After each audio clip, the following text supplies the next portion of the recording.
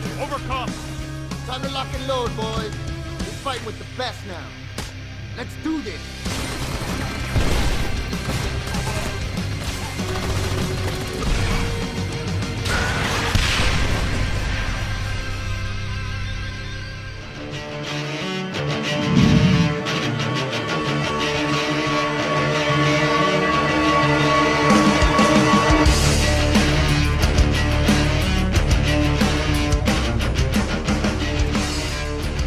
What is up guys, my name is the Eagle Soars as you know, and you're watching some MAG gameplay now. Initially this was going to be a live gameplay commentary, and I used to do those kinds of videos a lot more on my channel. And now that it's been announced that s.v.e.r are retiring all the servers for this game, I figured it was probably now or never if I wanted to get back into doing those kinds of videos. I love this game to bits. I think I really wanted to do some more live MAG commentaries. And I thought, if anything, now is probably the best time to do that. And, of course, me being the absolute numbskull that I am, I had my microphone on mute the whole way through I was doing this commentary. So, that live commentary is completely gone. It's a very good gameplay, though. So, what you're watching is a game of suppression on Raven's suppression map. Now, for those of you who have been with my channel for a long time and watched my MAG videos, and there are few and far between of those kinds of guys, but if any of you guys are watching this, you will know that I'm a Raven man at heart. The equivalent of prestiges in this game are called veterans, and I call them rotations. I don't know why I call them rotations. I got into that habit a long time ago, and never really got bothered enough by it to get out of that habit. So I've done 4 rotations, or 4 prestiges with Raven, and that basically shows you I am a Raven player through and through. I've had the best time with Raven, really. I had a good couple of good clans, 3 good clans with Raven, 1 good clan with Valor, 1 good clan with s.v.e.r. And this game had some very good clan features. It's part of the reason why I love this game so much, is because I had a lot of good memories playing in absolutely enormous groups of people, absolutely trouncing randoms off of the other factions. And this game definitely changed a lot between the start of the game and the end of the game, right up until s.v.e.r were patching it, right up until their operation got taken apart by Sony and removed from rotation. So I'm very disappointed about that, about s.v.e.r Interactive being taken down as a developer. I think that's a very unfortunate thing to happen. I wish s.v.e.r was still around. I'd love to see a spiritual successor to this game, as it were, on the next generation of consoles regardless, because this is a game that was perhaps, one might say, ahead of its time. It had 256 player battles. The smallest game mode was 64 player, and I mean, I know that graphically, and you can tell, you can see right in front of me that graphically it's not the best. But the netcode was pretty smooth, apart from this sort of half-hourly, literally half-hourly. I mean, there's like a spike in the servers, which causes a big sort of lag spike every half hour or so, every 40 minutes in the servers. And it's just completely regular, and that's more down to the quality of the servers at the moment, which have deteriorated over time, than it is to do with s.v.e.r's netcode. But I think it's pretty good to get good netcode on the consoles with the minuscule amount of power that they have, that allows 256 player battles to take place as smoothly as they did in this game.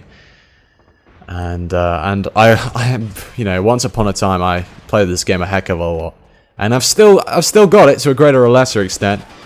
Right now I'm right in the middle of a, I believe I'm in the middle of a 18 kill streak or something. I go from 9-2 to 29-2. Sorry, a 20 kill streak. I was thinking 27 for a moment there. I don't know why. I'm phenomenally good at maths, as you can tell.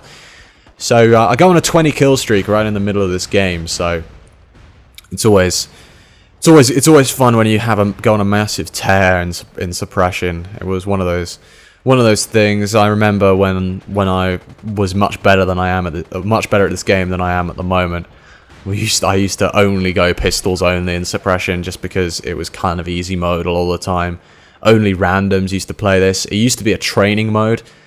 So this back in the beginning when the game first came out, the servers in suppression, they were basically you'd have a 32-player team from one faction. Sorry, a 16-player team or a 32-player team. I can't remember which way around it was, but you'd have basically two teams from the same faction going against each other in a sort of airsofty type training mission. It was a lot of fun to play, and that guy bled out right before I could revive him, but oh well. It was a lot of fun to play, but it was very, very easy because nobody wanted to play against their own faction, so everyone just played the bigger game modes. But when this game started to deteriorate in terms of its player count, s.v.e.r patched the game to kind of smooth it up a bit. This game has probably some of the best post-launch support I've seen. s.v.e.r patched the game so that suppression and sabotage across all game modes, you could play on any map. The map was random instead of having a set map for the defending faction or the defending well, yeah, I suppose faction is probably the best word to describe Raven, the s.v.e.r, and Valor in turn. Each one has their own map, basically, for each of the 4 or 5 or 6 game modes that there are, including the DLC. And it used to be that the defensive faction would decide which map you played on.